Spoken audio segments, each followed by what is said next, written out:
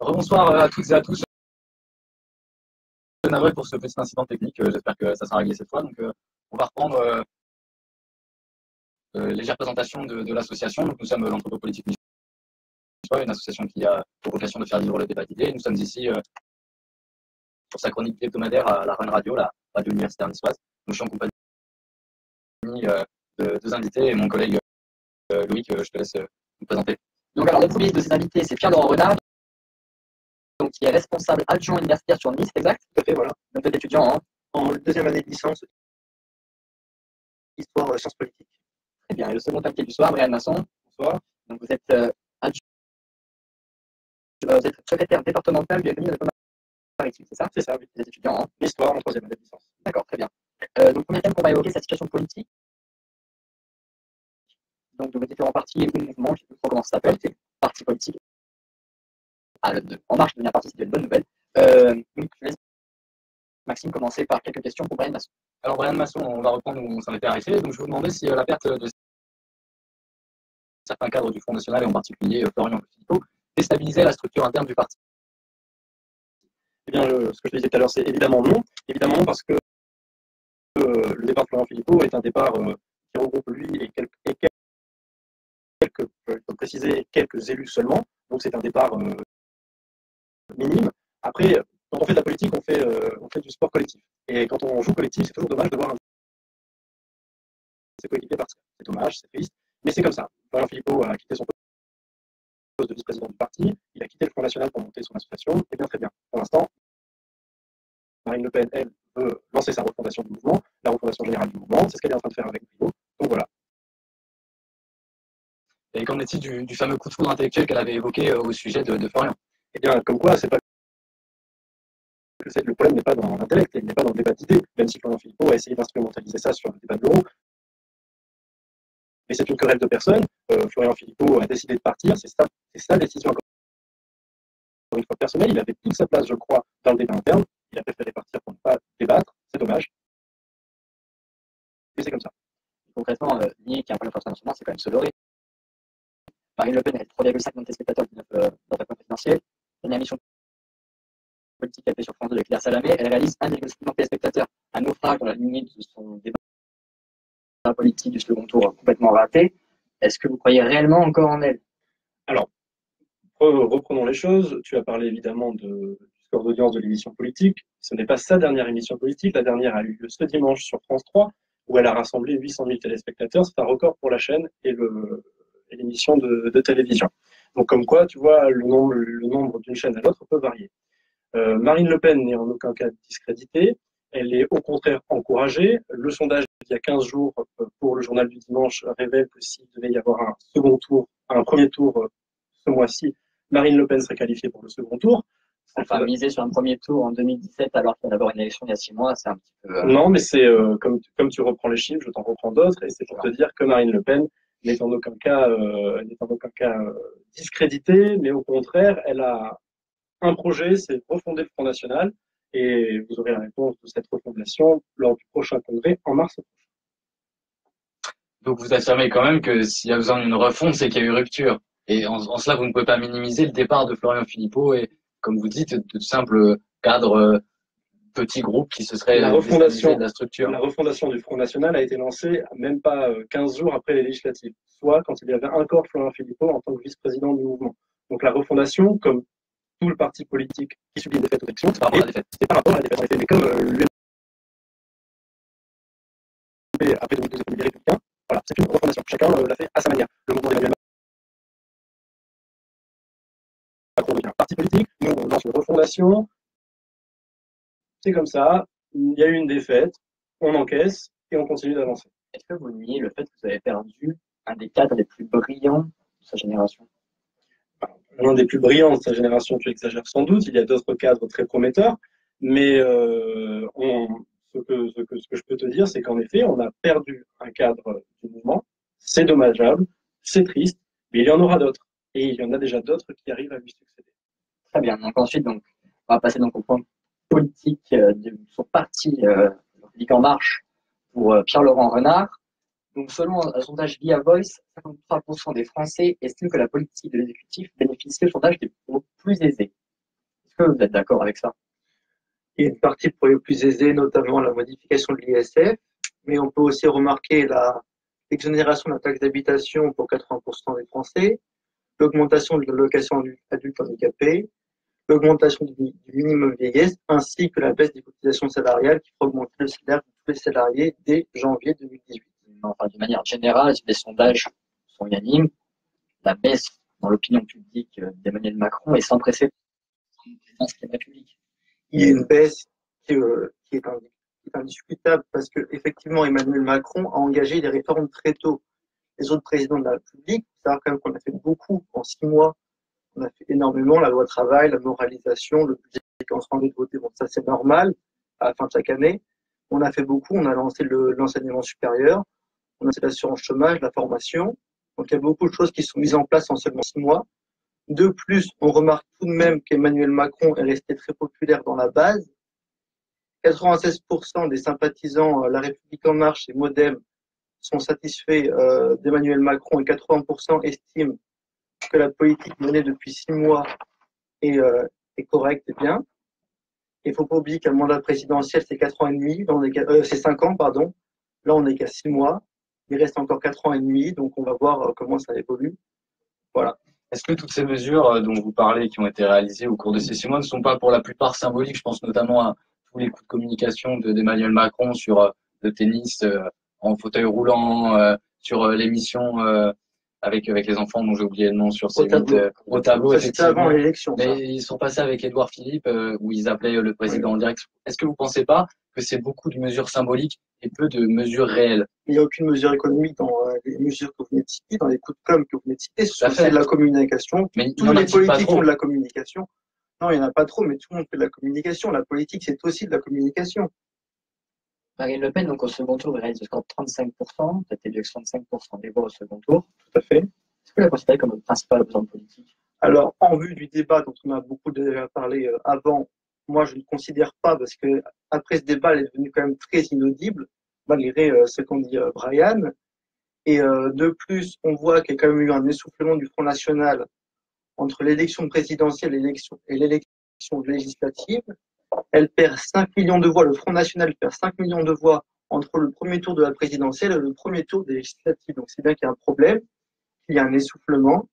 De plus, le parti est actuellement en reconstruction, donc nous verrons après le congrès en mars ce qu'il en est par rapport à la ligne politique et si elle redevient plus audible qu'elle l'est depuis le débat de l'entre-deux tours. Et à contrario, Brian, est-ce que vous pensez que Marine Le Pen est le principal opposant politique au gouvernement aujourd'hui? Évidemment, Marine Le Pen est la première opposante à Emmanuel Macron, du fait qu'elle ait remporté 35% au second tour de l'élection présidentielle, du fait aussi d'avoir, il faut quand même le rappeler, réussi une rentrée politique. C'est pas le cas de tous les autres adversaires prétendus d'Emmanuel Macron, comme Jean-Luc Mélenchon, qui est totalement discrédité, et lui, pour le coup, malgré son groupe à l'Assemblée nationale, totalement inaudible. Marine Le Pen est donc la première opposante à Emmanuel Macron. Tout nous oppose. Et c'est bien ainsi. Tout nous oppose, ça c'est sûr. Là-dessus, on est d'accord. Et selon ce même sondage Via Voice, le principal opposant politique d'Emmanuel Macron, c'est Jean-Luc Mélenchon, et pas vous. Alors, après les sondages, mais dans ce cas-là, celui du Journal du Dimanche il y a 15 jours, c'est Marine Le Pen qui est qualifiée pour le second tour s'il y avait une élection présidentielle ce mois-ci et pas Jean-Luc Mélenchon. Donc on voit bien que les sondages amusent les médias, amusent les journalistes. Et la réalité sur le terrain, c'est que le Front National existe, c'est que Marine Le Pen est audible, contrairement à ce que je peux entendre, avec ses mesures. Et puis, j'en profite de ce moment pour rappeler un fait d'actualité. Aujourd'hui, la levée d'immunité parlementaire de Marine Le Pen, qui je crois souligne bien, ça fait déjà 2 députés du Front National qui ont eu la levée d'immunité parlementaire, c'est que le Front National est quand même le premier opposant à Emmanuel Macron et qu'il est bien plus facile de les faire taire en leur levant l'immunité parlementaire. Donc c'est une preuve factuelle. Pourtant, pour ce qui a été, par exemple, je pense à la loi travail, les manifestations d'opposition ont été particulièrement pilotées par Jean-Luc Mélenchon. Je pense également à cette fameuse histoire de la baisse des APL. Le coup de communication de l'opposition a été remporté par la France Insoumise avec ce fameux moment où Jean-Luc Mélenchon et ses camarades apportaient une liste de courses. Qu'a fait Marine Le Pen à ce moment-là? Dans ce cas-là, vous parlez de liste de courses, parlons de la liste de courses. La France Insoumise, plus la CFDT, plus la CGT, plus tous les syndicats de gauche, plus tous les micro-partis groupusculaires de la gauche, oui, en effet, ça fait beaucoup. Mais je ne crois pas que tous ces partis politiques de gauche soutiennent la France Insoumise et Jean-Luc Mélenchon. Ils sont pourtant vous savez très bien que les députés Front National. Mais attention, la France Insoumise est plus nombreuse que le groupe Front National. Bien sûr. Mais ça, c'est un fait. Mais c'est pas pour autant que ça en fait première opposition. Je vous rappelle que lors du dernier mandat, le MoDem avait plus de députés que le Front National. Pourtant, le MoDem est totalement dissous aujourd'hui. Le nombre au Parlement ne fait pas le nombre dans à la fois les urnes, mais aussi sur le terrain. Sur le MoDem, il y a déjà plus de députés MoDem que de députés Front National encore aujourd'hui. Bon, surtout grâce à l'accord électoral avec la République En Marche. Donc c'est une dissolution du groupe MoDem. Et ensuite, sur l'immunité parlementaire, vous disiez que ça empêchait Marine Le Pen de s'exprimer. Je ne vois pas en quoi ça l'empêche de s'exprimer, comme parler dans les médias. Peut-être parce qu'elle peut être traînée aux tribunaux pour justement subir la liberté d'expression.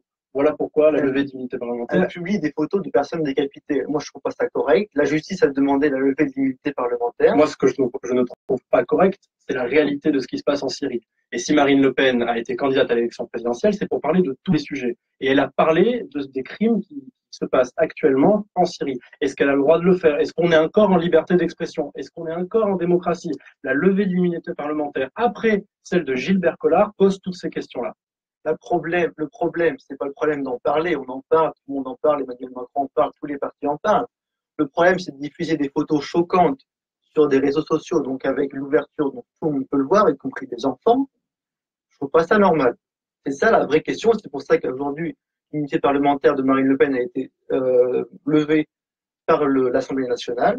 Et donc, toutes ces unes de médias, des unes de Libération, je parle de toutes les autres unes de tous ces grands organes de presse, donc tu es en train de me dire qu'il faut aussi les condamner, puisqu'ils diffusent aussi des photos des atrocités qui se passent partout dans le monde. Je ne crois pas que l'on veut demain une société qui se ferme les yeux et qui refuse de voir les massacres qui se passent partout dans le monde. Voilà, c'est la réalité du monde, c'est la réalité du monde. Une réaction d'un auditeur qui nous dit l'unité parlementaire n'est en aucun cas synonyme d'une opposition forte.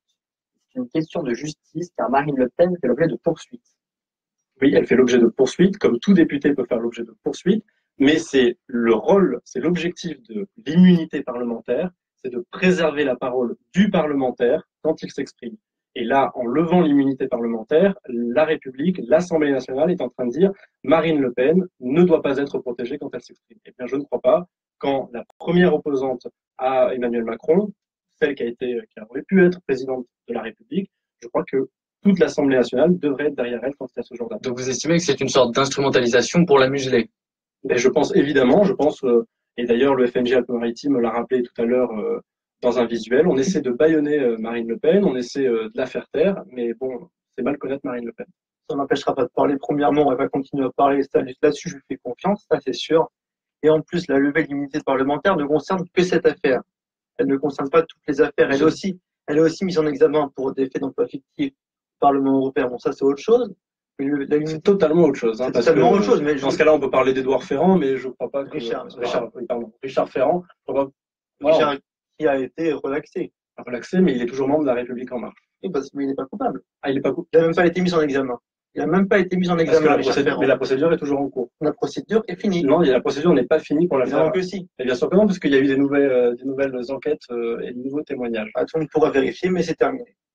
Très bien. On va bien aux auditeurs de vérifier en direct. Et on nous donnera la réponse le fast-checking.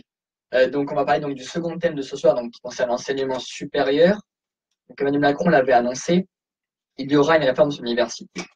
Même si la loi n'est pas encore votée, nous ne connaissons pas l'ensemble des modalités, quelques grandes lignes directrices ont été données. Tout d'abord, plus de tirage au sort lors de l'entrée de l'université et la transformation de la plateforme APB, admission post-bac, ont été annoncées. universités seraient en droit de conditionner l'acceptation de certains étudiants qui souhaitent intégrer leur campus. On parle de plusieurs mois de mise à niveau, pour même d'une année zéro, pour les bacheliers provenant d'une filière technologique ou professionnelle. Donc, ma première question s'adresse à vous, monsieur Brian Masson. Donc, comprenez-vous cette réforme de l'université entamée par Emmanuel Macron? À comprendre, évidemment, tout le monde peut la comprendre. Oui. Mais moi, cette forme de l'université, avec un ministre qui est plutôt dans lequel on se retrouve assez facilement, j'en suis même agréablement surpris par ces prises de position. Cette réforme sur le papier est quand même assez bien, on peut le reconnaître, mais néanmoins, il y aura toujours une réalité. Moi, j'ai lu les réactions de tous ces organes opposés à la réforme de l'université. Certains auraient voulu plus de temps, certains auraient voulu un peu plus de dialogue, mais on l'a bien compris, le dialogue, c'est pas la tasse de thé du président Macron. Donc, à prendre avec des pincettes, le Front National va rester bien évidemment attentif quant à cette réforme, et nous allons rester vigilants sur les conséquences. Alors, elle a été entamée, on va voir jusqu'où elle va évoluer. J'avance peut-être sur la question, mais ce que le Front National de la jeunesse pense sur cette réforme-là, c'est qu'en effet, cette réforme, elle devait se faire. Selon vous, il y a un problème à diversité. Mais évidemment, ce problème, il se chiffre à maintenant plusieurs années. Ça fait plusieurs années que l'université française est, excusez-moi de le dire, mais à la ramasse.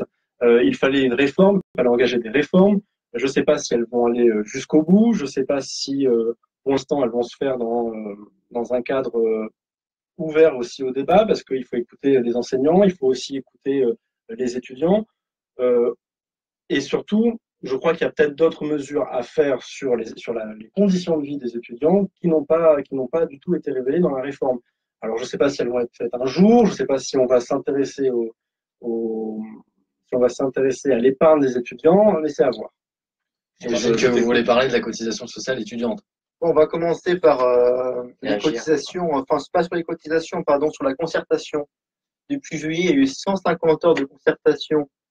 Une partie avec la ministre de l'Enseignement supérieur et de la Recherche, Madame Frédérique Vidal, et une autre partie avec le Premier ministre, Édouard Philippe. Donc, les concertations ont eu lieu avec les lycéens, les parents de lycéens, les étudiants, les syndicats d'étudiants, l'UNEF, la FAGE, etc., l'UNI. Des rencontres avec la conférence des présidents d'université et des rencontres avec les syndicats d'enseignants du secondaire et du tertiaire, donc de l'université. Ensuite, concernant le pouvoir d'achat des étudiants, j'ai des chiffres très concrets. Pour quelqu'un qui n'est pas boursier, qui est boursier en licence, son pouvoir d'achat ne bougera pas, et même il gagnera une partie s'il l'a payé, puisque la cotisation culture et sport que chacun peut payer éventuellement selon son envie, il ne la paiera plus. Il ne paiera même plus la médecine préventive, donc les frais d'inscription seront de 0 € pour quelqu'un qui est boursier. Alors, ça c'est faux. Un étudiant boursier actuellement à la fac paye sa cotisation culture et sport 55 €. Ouais, d'accord. Je parle quand la réforme sera mise en place. Et par contre, sur la cotisation vie étudiante, il n'a jamais été précisé qu'un étudiant boursier ne payera pas ses frais de cotisation mutuelle. Dans le dossier de presse, c'est précisé. Faut lire les dossiers de presse, faut lire la présentation des réformes et ce sera précisé. Voilà. Ensuite, je continue. Du coup, pour quelqu'un qui est en licence et qui n'est pas boursière, donc un homme ou une femme, peu importe, gagnera 118,10 € de pouvoir d'achat à la rentrée. En effet, elle ne paiera plus, la personne, 217 € de sécurité sociale, merci. Elle ne paye déjà pas, un étudiant boursier ne paye pas. Non, je parle de quelqu'un en licence qui n'est pas boursier, à présent. Oui. Et elle aura 118 € de pouvoir d'achat à la rentrée. Oui, enfin, oui, d'accord. Oui. Voilà. Et quelqu'un qui est en master. En contrepartie de baisse de 5 € d'appel par mois. D'accord, donc ça fait 50 €, 10 fois 50, ça fait 10 fois 5, ça fait 50. Donc enfin, 118 moins 50. C'est bien que les paliers mentent, c'est que dans ces cas-là, c'est du premier palier, vous perdez 20 € par mois lorsque vous parlez les paliers seront modifiés. Ça sera fait dans le budget 2018. Vous avez beaucoup de choses à faire à retardement. Vous annoncez des réformes qui vont avoir un impact concret sur le pouvoir d'achat des gens. Vous annoncez des réformes qui se feront a posteriori pour améliorer leur budget. Non, parce que tout ça, ce sera fait à la rentrée 2018 pour les néo-entrants. Donc les nouveaux étudiants n'auront plus de sécurité sociale à payer dès la rentrée 2018. Et ensuite, pour ceux qui étaient déjà étudiants, donc comme nous, par exemple, nous ne paierons plus ceux qui payaient la sécurité sociale à partir de la rentrée 2019. Pierre-Laurent Renard, s'il est bien beau de tergiverser autour de chiffres, que Non, faites-vous mais de c'est ces... important, hein. Bien sûr, On parle mais d'effort d'achat des étudiants, c'est tout à pas- fait. Mais que faites-vous des étudiants qui, au dire de la réforme, pourraient avoir quelques mois de remise à niveau avant leur rentrée en licence, voire même d'une année zéro, entre guillemets. Donc, par exemple, un étudiant qui, selon l'université, n'aurait pas le niveau, donc quelqu'un qui aurait une moyenne très basse, qui aurait eu son bac, par exemple, au Quels rattrapage, sont les critères? Une moyenne basse, des les appréciations, critères seront mis en place pas de par les critères pour recteurs. l'instant. Ça Il y a quand même pas beaucoup de choses pour l'instant. La plateforme APB enfin, la nouvelle plateforme ouvrira en janvier. Alors, on a vendu une plateforme évolutive. Finalement, par contre, ça sera une plateforme juste qui changera de nom. Non, ça ne changera pas de nom, parce que déjà, à la place d'avoir 24 demandes, 24 possibilités de choix, il y en aura 10. Il n'y aura plus de classement des choix pour éviter des choix par défaut. Enfin, vous classez pas vos choix, mais quand vous demandez une classe préparatoire à l'université, vous vous doutez bien que vous la classe préparatoire. D'accord, très bien. Mais ça, c'est pas le problème. La classe préparatoire, c'est sélectif. Là, on parle de choses qui sont non sélectives. Pour ce qui est sélectif, ça change rien pour les prépas, pour les IEP. Et qu'est-ce qui changera avec cette nouvelle plateforme APB? Concrètement, vous avez juste enlevé 12 choix. On enlève 14 choix. Les 14. choix ne seront plus classés par niveau. Ensuite, l'étudiant pourra recevoir plusieurs réponses des formations non sélectives. C'est-à-dire, on attend la prochaine vague de réponses. Il y a le oui, donc l'étudiant est accepté, et le oui si.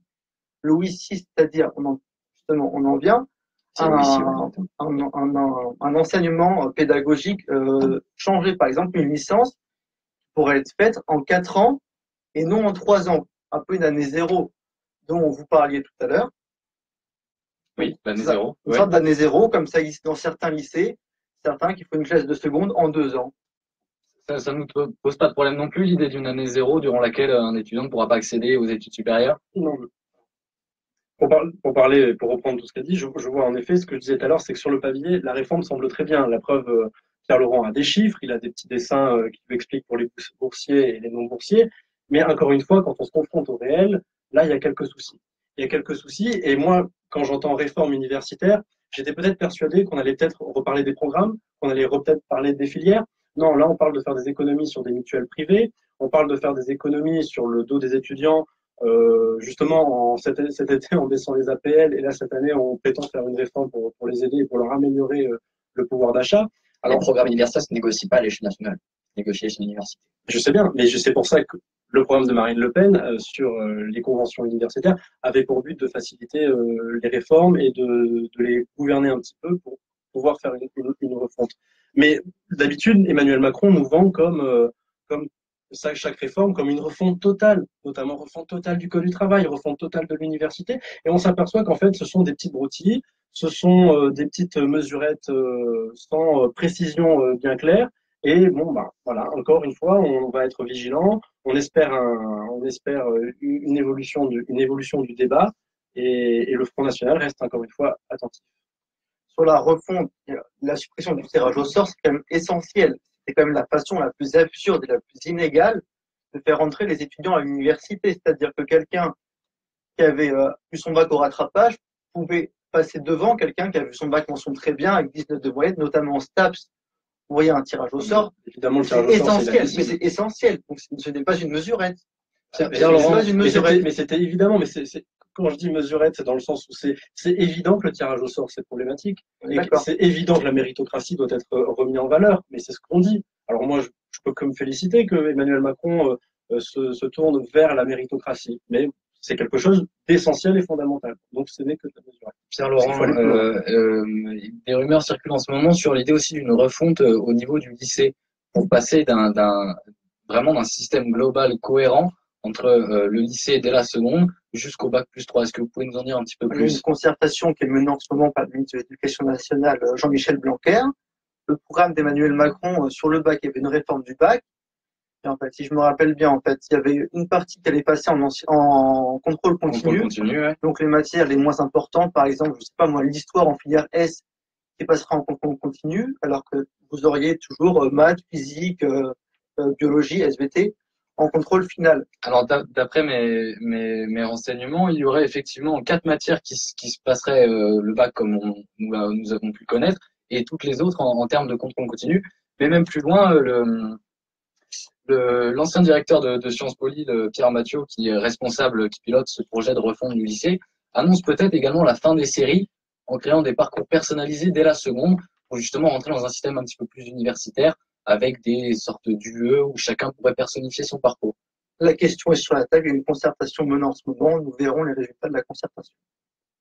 Et juste pour l'animation, pour revenir sur le mot que j'ai dit, mesurette au lycée, donc maintenant les lycéens de classe terminale auront 2 professeurs principaux pour les aiguiller dans leur parcours et dans leur orientation qui est souvent très difficile et très complexe pour eux. On peut pas vraiment dire que c'est une mesurette, ça. Alors là, tu me parles de quelque chose de bien précis, et en effet, moi, ce que je te parlais tout à l'heure, c'était quand c'est mesurette, c'est-à-dire tout, c'est oui, si, toutes ces propositions établies par le ministre. C'est pas une refonte globale et générale, et en effet, on ne peut que se féliciter quand on améliore l'orientation. Mais encore une fois, là, le débat qu'on pourrait lancer, mais on n'a pas plus d'informations, c'est là où doit se faire aussi la réforme avant l'université, commencer aussi par le lycée. Et là, on va voir aussi comment se passe le lycée, parce que pour connaître, on en connaît tous des jeunes, et le problème des jeunes quand ils vont à l'université, c'est peut-être qu'ils ont été des fois mal orientés. Et la question de l'orientation se pose aussi. Et donc c'est quelque chose qu'il faut faire en amont. Et ça, c'est essentiel. Plus on remonte à la racine de l'éducation, plus on se tourne vers le lycée, peut-être vers le collège et demain vers l'école, et plus là, on va toucher à des mesures de fond. S'attaquer d'emblée à l'université, c'est essayer de combler ce qui va être extrêmement difficile, à mon avis, à Il y faire. a une question pour vous, Pierre-Laurent Renard, d'un auditeur, qui demande pourquoi est-ce qu'on n'a pas augmenté les capacités d'accueil plutôt que de réformer l'université. Alors, il y a des places qui seront créées dès l'année prochaine dans les filières tendues, donc Elles sont toutes tendues. STS, non, histoire. Non, mais on peut pas comparer la tension qu'il y a, par exemple, en histoire, la tension qu'il y a en STAPS ou en psycho, bien sûr. où là, c'est vraiment très tendu au niveau de l'entrée. Il y avait un tirage au sort souvent en STAPS, en histoire, à ma connaissance, il n'y a pas eu de tirage au sort. Déjà, mais c'est quoi la question déjà? Alors, c'est pourquoi n'a-t-on pas augmenté les capacités d'accueil plutôt que de réformer l'université? Donc, du coup, les capacités d'accueil augmenteront l'année prochaine en STS, c'est-à-dire section technicien supérieur, donc pour les brevets, donc tout ce qui est BTS, ça augmentera. Il y aura des créations de places en STAPS, en PACES, en médecine, en droit et en psycho, parce que là, les 4 filières que je viens de citer, ce sont les filières qui accueillent la moitié des étudiants à 4 elles seules, ce qui est énorme. Donc, il y aura 500 millions par an, 500 millions sur le quinquennat qui seront mis en place pour augmenter les places dans ces filières. Concrètement, est-ce qu'Emmanuel Macron ne déconstruit-il pas le paradigme républicain de l'accès à tous, à l'ascenseur social finalement, à l'accès aux études qui permettraient de s'aimer socialement? Non, parce que le baccalauréat reste le passeport d'entrée à l'université, ça c'est clair. 90% des jeunes ont leur baccalauréat. D'accord, donc ça reste le passeport d'entrée. Ensuite, comme on en parlait tout à l'heure, dans les filières, il y aura par exemple une licence en 4 ans qui permettra aux bacheliers professionnels ou technologiques ou même aux bacheliers généraux qui ont eu leur bac ou leur un peu plus difficilement. Ça sera une sélection sur dossier, il n'y aura pas de concours avant l'entrée. Il n'y aura pas de concours avant l'entrée à l'université. Il sera une sélection sur dossier, purement. Sur dossier, oui. S'il y a année 0, s'il y a licence en 4 ans, oui, ce sera sur dossier.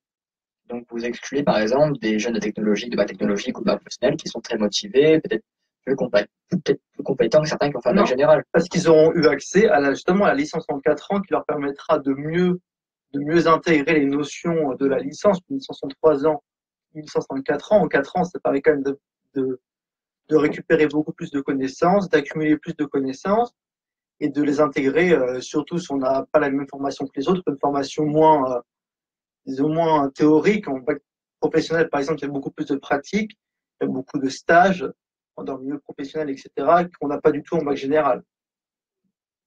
J'aimerais connaître l'avis, un petit peu le son de cloche de Marine Le Pen sur ces questions, notamment, puisqu'on parlait du lycée tout à l'heure, d'orientation au lycée, notamment pour ce qui est des filières professionnelles.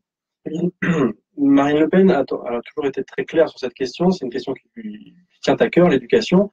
Et elle a fait en février dernier une grande convention à Paris sur le thème de l'éducation et de l'enseignement supérieur.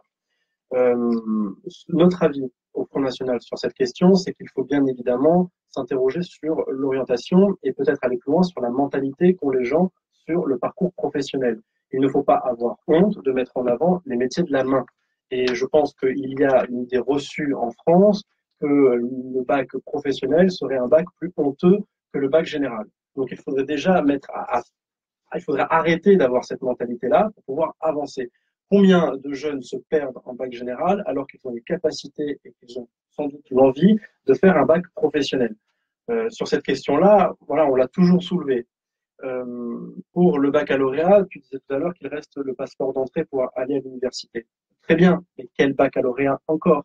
En effet, Loïc l'a rappelé, le baccalauréat enfin, quasiment tout le monde a le baccalauréat. Quasiment tout le monde obtient son baccalauréat. Il ne veut donc plus rien dire. Un vrai baccalauréat, c'est un bac où on doit apprendre, où on doit se poser, où on doit faire les efforts nécessaires d'apprentissage. Aujourd'hui, beaucoup ont leur bac, mais beaucoup n'ont pas le niveau pour entrer à l'université. Ça, c'est un fait. Et il faut peut-être réformer aussi le bac. Il faut sans doute mettre un accent. Ce qui sera fait. Hein. On attend.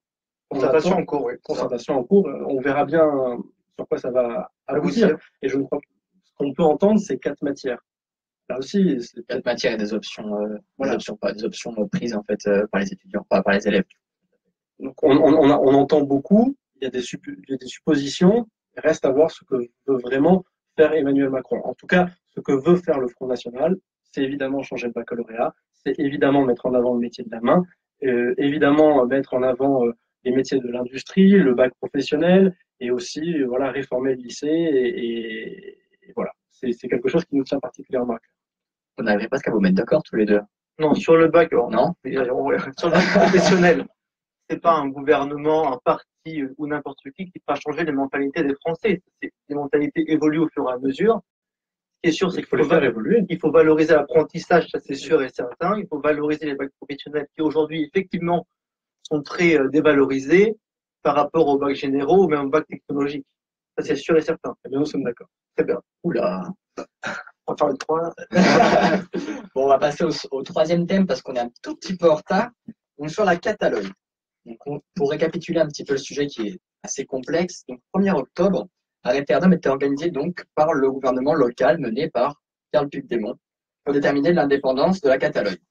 Une procédure démocratique jugée illégale par le gouvernement central qui n'a pas hésité à un seul moment à réprimer par la force ceux qui allaient voter.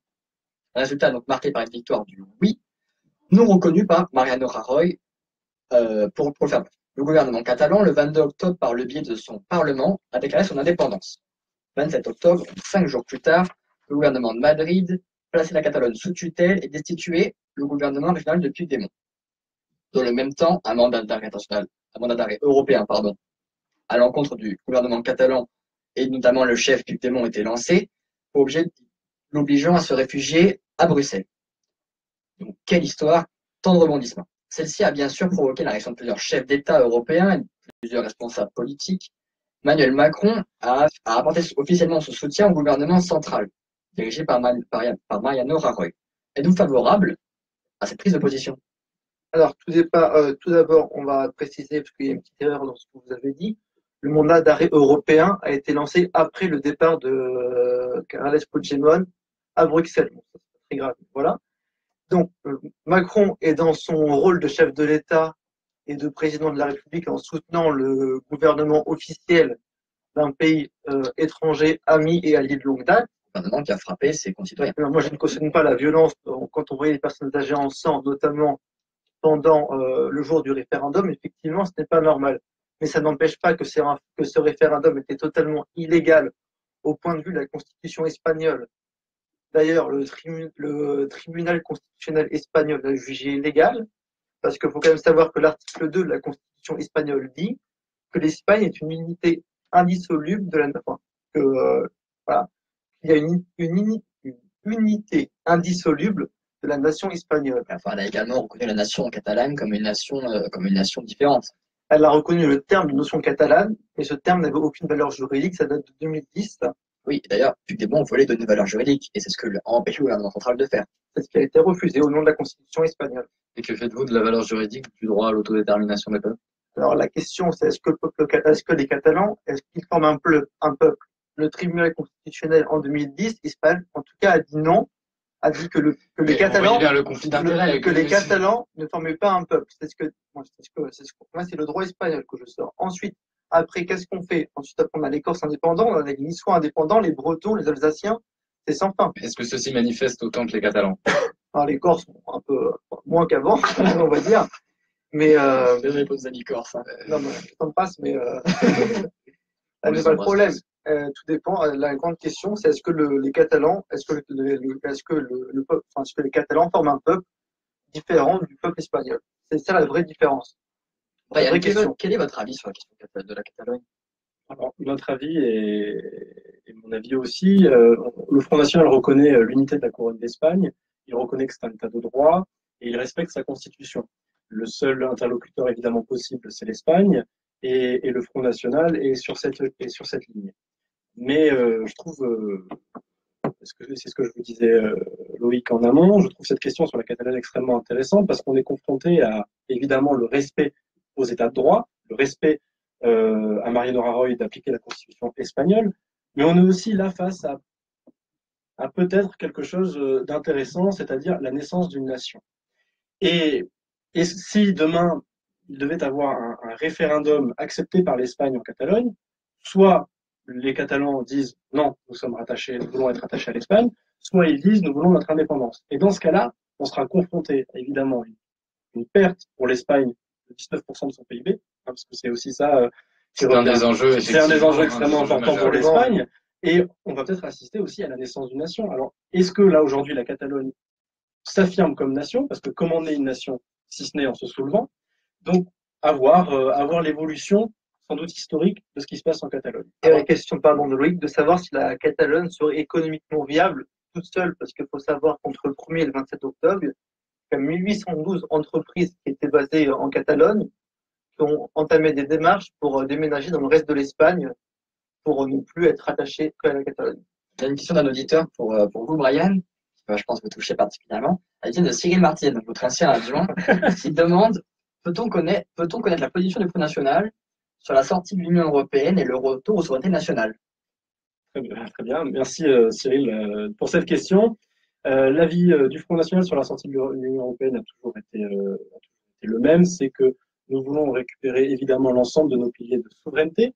Simplement, ce que certains n'ont pas compris, c'est qu'il y a des priorités et que la priorité est avant tout de récupérer notre souveraineté territoriale et non de récupérer notre souveraineté monétaire.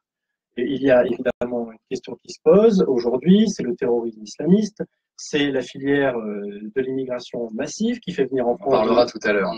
Justement, je réponds à la question. Bien sûr, bien sûr. À la question maintenant. Et donc, la priorité aujourd'hui pour la France, mais aussi pour les nations européennes, c'est de récupérer leur souveraineté territoriale. Une question pour Marine Le Pen sur les attachés pendant la campagne présidentielle, mais ses adjoints, ses responsables politiques fonctionnels sont très attachés aux cultures locales. J'ai notamment à Philippe Bardon, qui a de nombreuses apparitions sur les réseaux sociaux, dans différents salons, dans différentes représentations, manifestations, arborant le drapeau niçois et différentes spécialités régionales. Donc, ma question, quelle est la vision du Front National d'un État fort central, plutôt régionalisé? Alors justement, ça c'est la particularité du Front National. Nous défendons bien évidemment un État fort, un État bien plus adapté, en constante adaptation à ce qui se passe dans l'actualité et à ce qui se passe aujourd'hui au XXIe siècle, mais on est aussi extrêmement attaché aux identités régionales. Parce que la France, c'est aussi, si je puis dire, et l'Alsace, les Bretons et Nice, avec le Sud-Ouest, eh bien, c'est la France. Toute cette diversité-là régionale fait la France. Donc, évidemment qu'on est attaché au respect des régions, évidemment qu'on est attaché au respect des identités régionales, mais cela n'empêche pas que demain, l'État devra toujours être fort. Parce que c'est lui qui assure la police, c'est lui qui assure la sécurité, c'est lui qui assure la protection de la Constitution, mais on peut aussi accepter qu'il y ait des diversités régionales, qu'il y ait des cultures régionales, et ça ne doit pas être un frein justement à la France telle qu'elle doit être. J'ai discuté avec certains de vos collègues du Front National Jeune Alpes-Maritimes qui m'ont confié qu'ils avaient une autre vision que la vôtre de l'État, un État régional, décentralisé, avec beaucoup d'autonomie, sur un modèle un peu basé sur le modèle espagnol. Alors, comment est-ce que vous expliquez cette discorde interne marquante? Il faut éviter de voir des discordes partout. Il y a évidemment des sensibilités différentes. Vous avez au Front National. Non, je ne crois pas. Je ne crois pas qu'elle est centrale. Ce sont des sensibilités différentes. si certains demain se reconnaissent à 90% du projet du Front National, mais à 10% en désaccord, notamment peut-être sur les autonomies régionales, eh bien, n'empêche qu'il y aura 90% de personnes qui seront à 90% d'accord avec le Front National. Je crois que ça fait partie du débat interne au Front National, mais aussi comme dans d'autres partis politiques, hein, puisque il n'y a pas des amoureux des régions qu'au Front National, hein, fort heureusement. Mais voilà, ça contribue à la diversité de pensée de nos adhérents, pardon, comme quoi on n'est pas une secte. Une question, Pierre-Laurent, pour revenir sur la question catalane. Ne pensez-vous pas que Emmanuel Macron n'aurait pas dû prendre position sur ce sujet? Il a pris position. Justement, ne pensez-vous pas qu'il aurait mieux fait de ne pas le faire en sa qualité de chef d'État? C'est important d'affirmer son soutien à un pays étranger, comme je l'ai dit tout à l'heure, un pays ami, allié de longue date, et a affirmé au Premier ministre espagnol Mariano Rajoy que c'était essentiel de soutenir l'état de droit en Espagne. C'est comme si nous, en France, on avait la Corse ou n'importe quelle autre région qui organisait, c'est plus marquant, qui organisait un référendum d'indépendance. On serait content qu'il y ait les Espagnols, les Allemands ou n'importe qui viennent me dire, nous, on est là pour le respect de l'état de droit en France. On a Enzo Lorenz, un auditeur qui nous dit citer l'article 2 de la Constitution espagnole, c'est très bien, mais l'article 6 stipule bien que le pluralisme politique doit être exprimé de manière totale. Et qui nous dit l'article 16 espagnol stipule pourtant que la liberté idéologique et religieuse, etc., sont garanties sans limite. Et qui a interdit aux indépendantistes de se présenter aux élections. Personne. Donc les indépendantistes peuvent s'exprimer. Ils s'expriment. Ils ne se gênent pas. Ils ont bien raison de s'exprimer, c'est leurs idées. Mais la volonté indépendantiste, c'est l'indépendance.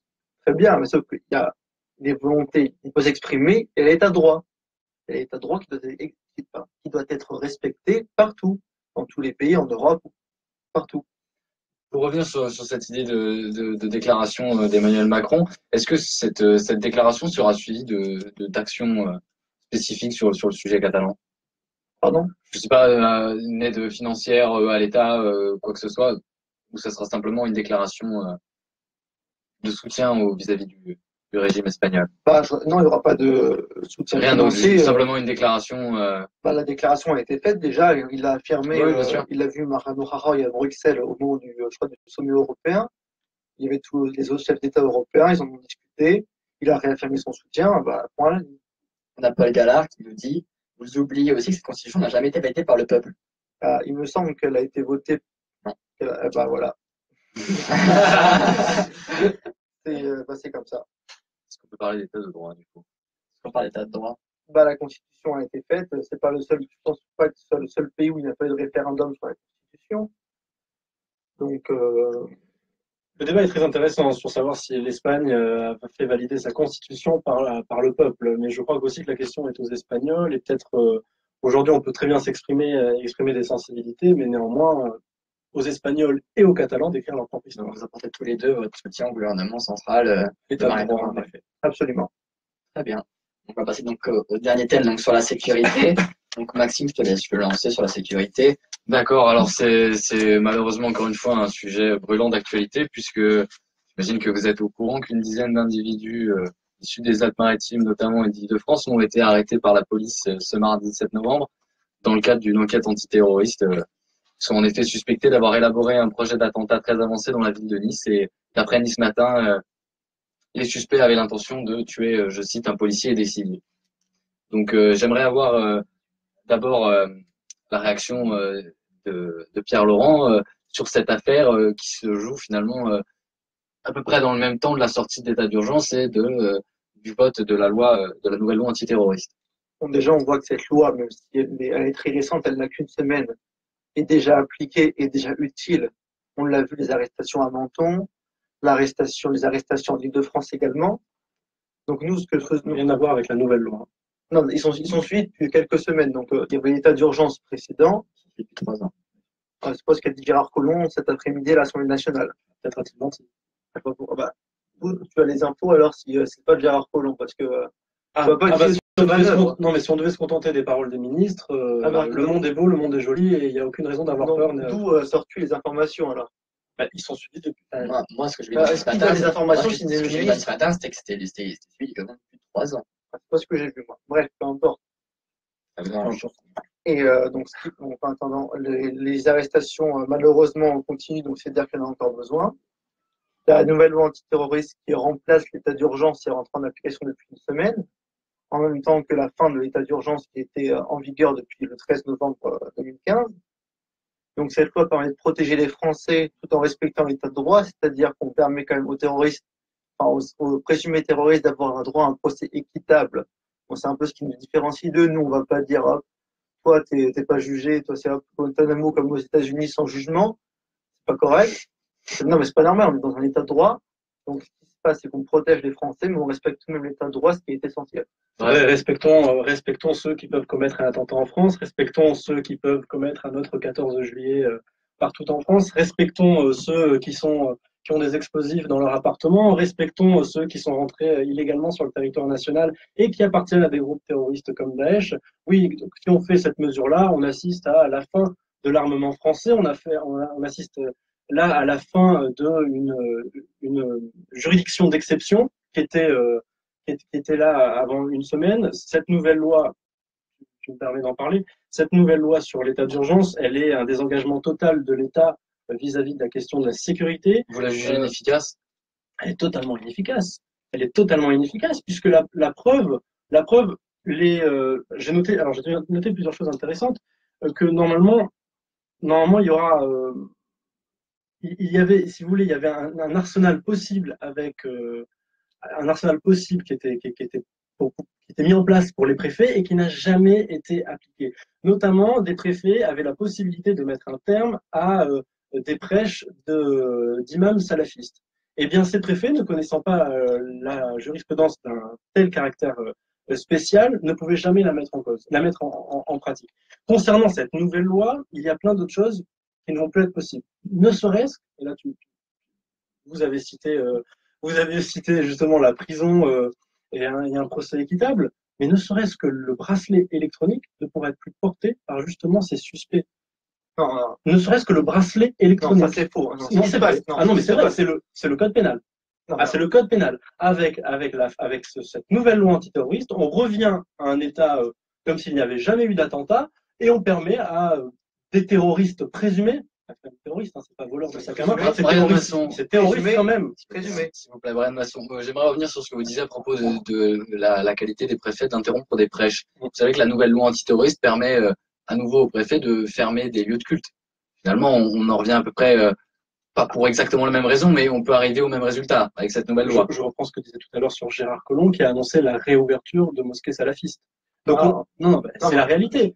On en avait fermé 20, il y a une dizaine qui vont être réouvertes, en fonction de l'examen du dossier, il a annoncé cet après-midi qu'il pourrait y avoir des réouvertures. Il pourrait y avoir en fonction de l'examen des dossiers, donc c'est en fonction de la dangerosité toujours avérée ou non de ces mosquées salafistes ou pas. Les prêches existent, les vidéos circulent sur Internet. Donc si je peux finir, pardon. Cet après-midi, Gérard Collomb a annoncé à l'Assemblée qu'il y avait 2 nouveaux lieux de culte qui avaient été fermés depuis début novembre. C'est annoncé aux questions au gouvernement. Il reste 160 mosquées salafistes en France. Et les chiffres sortent d'où encore ça parce que... Moi, j'aimerais bien savoir comment est-ce qu'on fiche une mosquée salafiste ou non, effectivement. Eh ben, alors le salafisme, c'est simple, c'est une doctrine politique et religieuse. Les imams ne se cachent pas d'être salafistes. Voilà. Ils ne s'en cachent pas. Vous avez, on a à la disposition avec YouTube d'assister à des prêches, à avoir des vidéos de prêches d'imams salafistes. On sait qui prêche dans telle et telle mosquée. Par conséquent, si la mosquée accepte tel propos, c'est que la mosquée. Si c'était si simple, je pensais bien quand même qu'on les aurait fermés. Je ne crois pas, non, justement. Je crois qu'il y a des collectivités territoriales qui sont bien contentes de fermer les yeux sur ce qui se passe, notamment ici dans le département avec l'UOIF, où l'UOIF est allié avec les frères musulmans, organisation islamiste, revendiquée. Voilà, c'est une réalité tout cela. C'est une réalité. Donc il serait temps que le gouvernement actuel, mais bon, je sais bien que ça ne va pas être le cas avec cette nouvelle loi cette nouvelle loi de sécurité, mais il serait temps que les gens parlent du mal. Mais c'est l'islamisme. Il est là le problème. Ce transfert d'état d'urgence dans l'état de droit, vous ne pensez pas que c'est la fin de l'état de droit? Alors, non, la réalité, c'est que l'état de droit, il est quand même assez méprisé et mis à l'écart depuis maintenant de nombreuses années. Je veux dire, quand vous avez des prières de rue régulières dans certains quartiers, c'est que l'état de droit est déjà bafoué. Donc, prières de rue parce qu'ils n'ont pas de mosquée, enfin, parce que c'était non, mais il y a des toujours, musulmans, non, il y a toujours des parce qu'il excuses. n'y a pas Il y a de toujours des mosquée excuses, pour mais il y a un pouvoir état de prier droit. librement. Mais il y a un état de droit. Voilà. En France, il y a un état de droit. Il y a des règles. Voilà, il y a des règles. C'est comme ça. On n'a pas le droit de prier dans la rue. Il y a une autre règle, c'est que tous ceux qui nuisent à Il pallie à un manque en faisant ça. Donc, enfin, il faut bien concevoir quand même que ces gens-là ne font pas ça par pur plaisir, ils font ça parce qu'ils sont privés de lieux de prière convenables. eh bien, c'est la loi. Il y a des lois et elles s'appliquent pour tous les Français. Il ne doit pas y avoir des lois d'exception. Et Ça, que faire sinon, de c'est la porte que ouverte. faire de l'état d'urgence qui est une loi d'exception? Vous êtes pour une permanence de l'état d'urgence, mais à Évidemment. côté, vous voulez respecter l'état de droit. Je comprends pas l'ambiguïté de la position. Mais parce que l'état d'urgence, ce n'est pas une dictature. L'état C'est un d'urgence, régime d'exception. c'est un régime d'exception pour des actes et une situation exceptionnelle. On n'est pas là, on n'est pas Limité dans le temps. limité dans le temps, mais je veux dire 3 ans. C'est 3 ans, vous le dites. Mais oui, mais justement, 3 ans avec autant de morts, je crois pas et puis avec la preuve que ça continue, je ne crois pas qu'on puisse dire bon allez c'est fini, ça a duré 3 ans, maintenant on arrête. Cette loi reprend la quasi-totalité des dispositifs de l'état d'urgence. Absolument pas. Elle désarme, Il y a des dispositifs qui sont Laissez assouplis. finir, Pierre. Merci. Des dispositifs qui sont C'est assouplis, un mensonge quand même. notamment, mais c'est vrai, on pourra faire le comparatif. J'ai pas pris le comparatif Moi, de l'état je d'urgence. l'ai, si vous Ah, voulez. vas-y, oui. Donc, concrètement, donc, le texte devrait permettre de mieux protéger les Français selon Gérard Collomb. D'abord, d'instaurer de nouveaux périmètres de protection délimités par les préfets des lieux d'inspection des nouveaux lieux d'inspection et de fouille. Les préfets pourront ainsi fermer administrativement des lieux de culte. Les motifs de fermeture peuvent être soit écrits, soit des propos tenus qui seraient diffusés à des fins de soutien au terrorisme. La superficie de l'assignation individuelle à domicile est étendue à la commune et non plus simplement au domicile. On a également la facilitation des perquisitions, le contrôle aux frontières élargi à l'ensemble des gares qui reçoivent des trains étrangers, des trains en provenance de l'étranger. Les perquisitions nocturnes seront interdites. Donc voilà. Nocturne. Donc tout à l'heure, vous avez dit que les perquisitions sont interdites. Non, je n'ai pas parlé de perquisition tout à l'heure. Les perquisitions nocturnes seront interdites. Donc on revient à un système traditionnel, si je puis dire, de notre arsenal juridique. Voilà. Cela permet tout de même d'éviter des attentats. Là, il y en a un qui a été évité, il y en aura sûrement d'autres. Il y a des dizaines d'attentats qui ont été évités pendant l'état d'urgence. C'est la vérité. L'état d'urgence a permis d'éviter. Ah, mais c'est pas du tout ce que je remets en question. On est bien d'accord Ce là-dessus. que je remets en question, c'est la fin de Et l'état donc, d'urgence. Loïc vient de le montrer, il y a la majorité, la quasi-totalité des mesures de l'état Il a d'urgence. cité 3 mesures. Il n'y en a pas 3, mais il y en a plus Il y en que a ça. Il y en a 8. Voilà, merci. Voilà. Ah, Il y a huit. pas la majorité. Il y a combien de mesures dans l'état d'urgence? Il y en a plusieurs. C'est-à-dire C'est-à-dire, il y en a plusieurs. Faut bien faire le roi, Ah, j'ai pas le nom non plus. Ah, bah alors, on va C'est poser poser la la question question. et pas avoir la réponse. C'est pour m'informer. Donc, il y a Ulysse Evadi qui nous dit que ce n'est pas l'état d'urgence, mais l'amélioration des mesures de sécurité afin de veiller sur tous les Français qui permettrait de baisser l'activité terroriste. Pardon, Ce n'est pas l'amélioration de l'état d'urgence, mais une amélioration des mesures de sécurité au quotidien afin de veiller sur tous les Français qui permettrait de baisser l'activité terroriste. Mais évidemment, la sécurité se règle au quotidien. Et surtout quand on a face à nous des terroristes et des gens qui veulent voir la mort de plusieurs Français. Évidemment, c'est au quotidien qu'on doit gérer tout ça. La question des mosquées salafistes, c'est une question quotidienne. Tous les jours, vous avez des affaires sur des groupuscules islamistes qui sévissent en France. Et tout cela, voilà, on attend toujours impatiemment la fermeture de certaines mosquées. On attend une rigidité de la part de certains préfets aussi, qui ne vient jamais.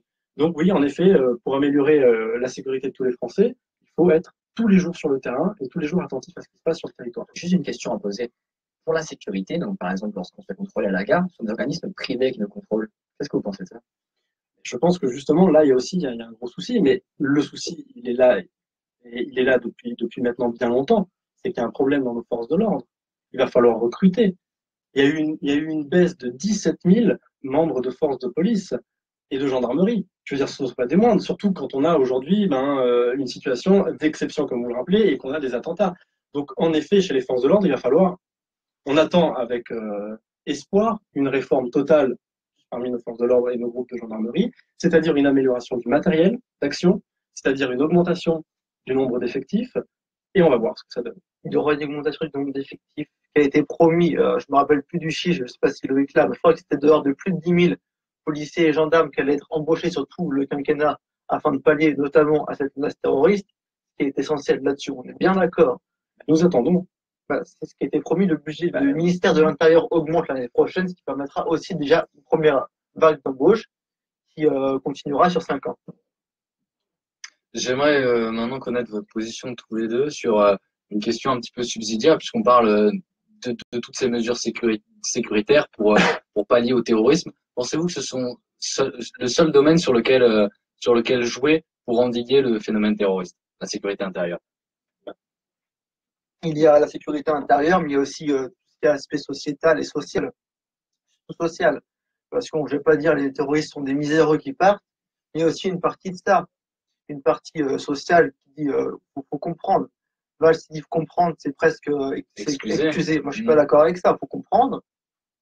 Faut pas dire qu'on est d'accord avec ce qui se fait, mais il y a aussi une partie sociale pour certains terroristes, et une partie sociétale, notamment Gilles Kepel, qui vient de la région, qui explique notamment des Alpes-Maritimes, que beaucoup de jeunes partis au djihad, il y a une cause, mais je dis pas que c'est une raison, je dis pas que ça légitime, que souvent c'est le père qui était parti, un père absent, qui était pas là, qui était souvent rentré au bled aussi, et c'est ce qu'il explique. Moi, je ne légitime pas. Il y a aussi une question sociale et sociétale. Il n'y a pas qu'une question de sécurité, même si la sécurité est essentielle. Votre avis, ouais. Il faut comprendre, mais il faut aussi agir. Il ne faut pas du tout il ne faut pas excuser, bien évidemment non, mais il faut aussi comprendre tout ce qui se passe dans ce phénomène-là. En effet, il y a ceux qui sont partis à l'étranger pour rejoindre ces groupes terroristes. Il faut les empêcher de revenir sur le territoire national. Et pour cela, ça passe aussi par une réaffirmation de l'État, une réaffirmation des frontières nationales, une réaffirmation des contrôles de sécurité. Ça, Cyril Martinez nous dit que c'est impossible si on ne sort pas le lieu. Vous en pensez quoi? Cyril Martinez nous dit en live que tout ce que vous dites est impossible si on ne sortez pas l'Union européenne. C'est faux. Mais je réponds que c'est faux. Je réponds qu'aujourd'hui, on a des moyens de remettre en place un contrôle au niveau des frontières. Alors, on a des moyens. D'ailleurs, on l'a fait.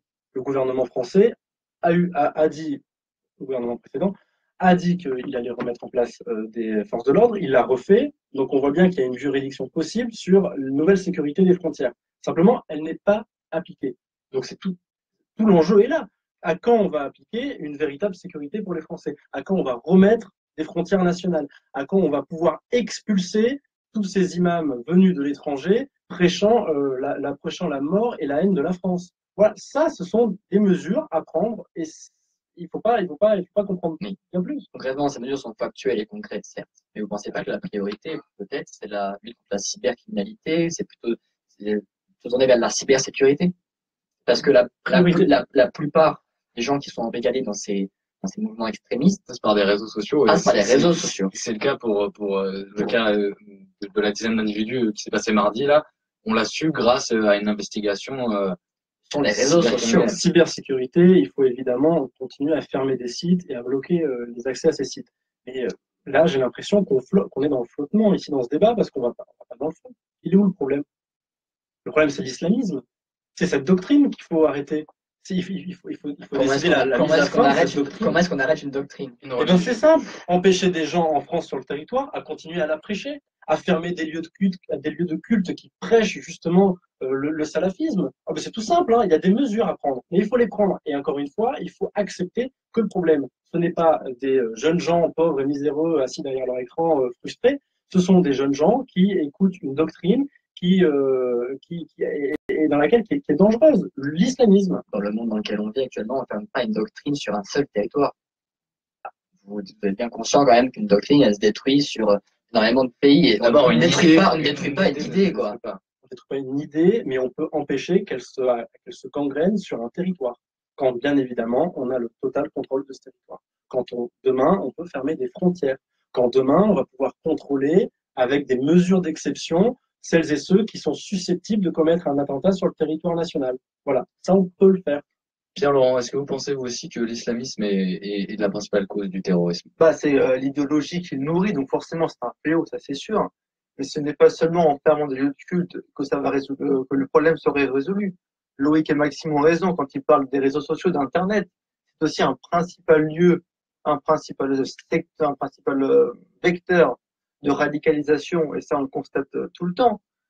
La majorité des personnes qui sont radicalisées ne sont pas radicalisées dans des lieux de culte, mais sur Internet, et sont presque partis tout seuls en parlant à quelqu'un sur Telegram ou même sur Facebook normalement, sont partis en Syrie, en Irak par le djihad. Et c'est pas le cas de tous les terroristes. La grande majorité des terroristes qui ont commis des attentats sur le territoire national ont déjà fréquenté des lieux de culte qui prêchaient le salafisme. Enfin, ça, c'est une réalité aussi factuelle. Donc, je ne crois pas que l'on doit mener une guerre contre, justement, en priorité, qu'on doit mettre en avant les dangers des réseaux sociaux et d'Internet. La priorité, déjà, c'est de fermer des lieux de culte qui prêchent la haine de la France. C'est déjà aussi ce qui se fait. Il reste encore des tas de mosquées ouvertes et en libre accès. Voilà, ça c'est la réalité. Vous dites fermer toutes les mosquées salafistes. D'accord, très bien. Et comment on sait si elle est salafiste ou pas cette mosquée? On se base sur quelles données? Mais on se base justement sur le gouvernement précédent qui avait émis un rapport sur justement les prêches salafistes, que tout le monde a eu accès, que la presse a eu accès, et c'était 180. C'était 180 mosquées salafistes. Voilà, ça existe. L'UOIF, par exemple. L'UOIF n'est pas. Il y a certaines mosquées qui ne sont pas jugées salafistes ou islamistes de l'UOIF. C'est l'équivalent des frères musulmans. C'est l'équivalent en France des frères musulmans. Eh bien, l'UOIF bénéficie de subventions d'État et de régions et de communes. Ah oui, Christian Estrosi. Le premier, notamment à Nice. Hein. À Nice, l'UOIF, la mosquée sur la plaine du Var, c'est l'UOIF. Ah, c'est ça. Mais Estrosi, pardon, sur la mosquée Emnour, on parle de la même mosquée. On parle de la même mosquée, là où il s'est renié 46 fois. Ça, il veut quand même la fermer. Moi, je ne suis pas pour défendre Estrosi, mais il veut quand même fermer la mosquée. Il veut quand même la fermer après avoir il a obtenu la fin du financement par les Saoudiens, il me semble. Il y a encore plusieurs types de...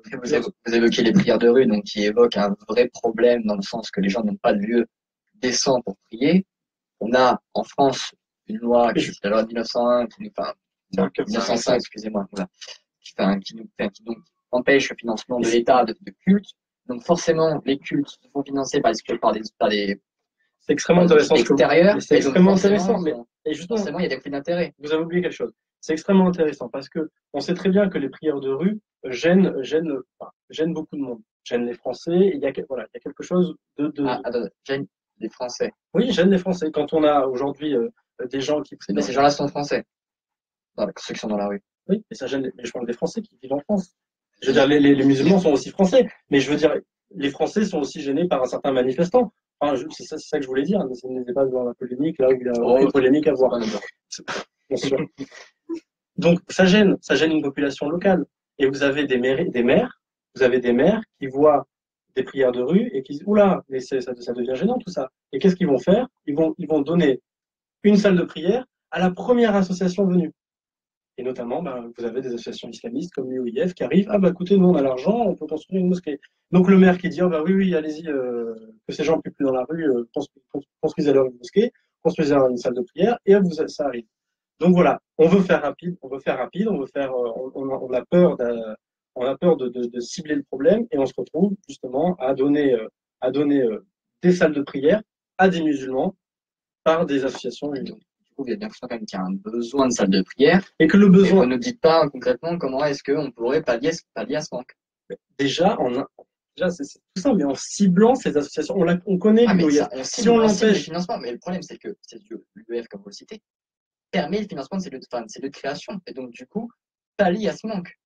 Donc, concrètement, est-ce que ces gens-là dans la rue, est-ce qu'on les expose au risque de tomber dans les griffes d'imams islamistes radicaux? Alors déjà, premièrement, on cible ces associations islamistes, on les empêche d'agir en France, déjà.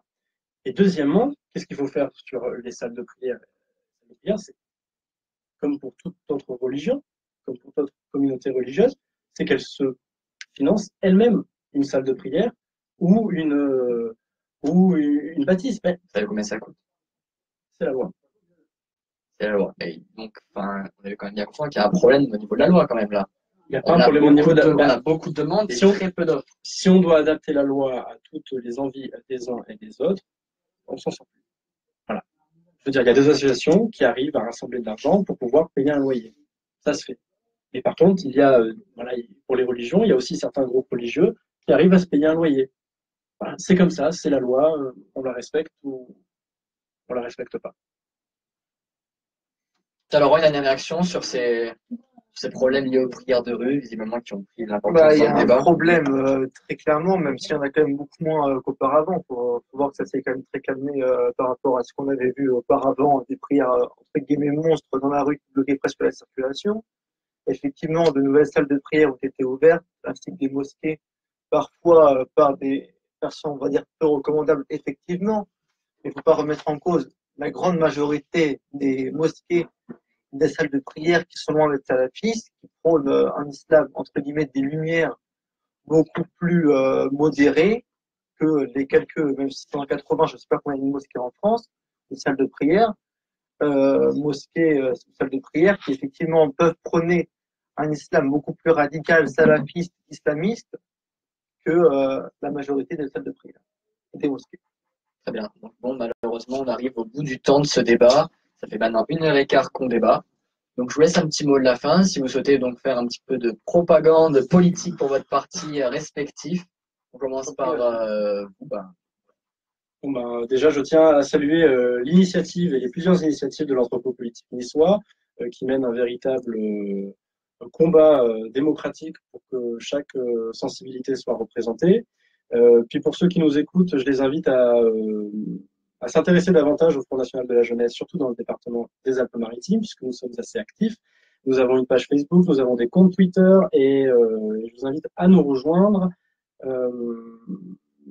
Les étudiants qui nous écoutent doivent être bien conscients que les choses doivent changer, que ce n'est pas avec Emmanuel Macron, président des riches et président des grands groupes, que les choses arriveront à leur fin. Donc, il ne faut pas avoir peur à rejoindre celles et ceux qui vous défendent réellement, c'est-à-dire le Front National. Bon, je voudrais aussi remercier l'entrepôt politique qui soit Loïc, Maxime et mon adversaire Brian Masson, voilà. Donc, pareil, nous, on a des actions régulières dans les universités, des tractages, etc. On a plusieurs pages Facebook, Jeune avec Macron Alpes-Maritimes, Jeune avec Macron Université de Nice, une page qui a maintenant à peu près une semaine. Donc là-dessus, on va mettre toutes les informations sur les étudiants, sur l'université, sur les futurs tractages qu'on mettra en place. On a un débat vendredi soir à la Villa Paradis sur le glyphosate. Donc vendredi soir, 19h30, impasse Longchamp. Quel avenir pour le glyphosate? Quel avenir pour tu l'as vu passer apparemment. Je l'ai vu, voilà. effectivement. Et donc 19h30, impasse Longchamp, à Villa Paradis, vendredi soir, un débat sur le glyphosate. Et rejoignez-nous, on serait ravis de vous voir pour débattre. Bon, eh bien, à mon tour, je vais faire le mot de la fin. Donc, je remercie nos deux invités qui nous ont fait l'honneur de bien vouloir participer ce soir et qui contribuent au débat et à la popularisation des idées. Et, je tiens plus particulièrement à remercier Loïc, encore une fois, sans qui ces événements ne seraient pas possibles. Merci à toi, Maxime. Donc, merci à tous ceux qui nous ont suivis sur le Facebook Live, qui ont pour cette fois pu interagir avec vous et qui ont pu poser leurs questions en direct. On remercie également la RUN, la Radio Université Niçoise, de nous accueillir. Je vous invite donc à aimer notre page Facebook aussi, à partager, commenter, vous intéresser à ce qu'on fait parce que, effectivement, comme le disait Brian, nous, on ouvre nos débats à l'ensemble des bords politiques parce qu'on pense que c'est en se réunissant qu'on est plus fort et on veut aussi casser ce stéréotype des jeunes qui ne parlent pas politique. Merci à vous, merci à tous. Merci. Passez une bonne soirée. Merci. You can do what we want to do. J'aime beaucoup le peuple, je suis la major du peuple. Ils sont dans les campagnes, dans les villes.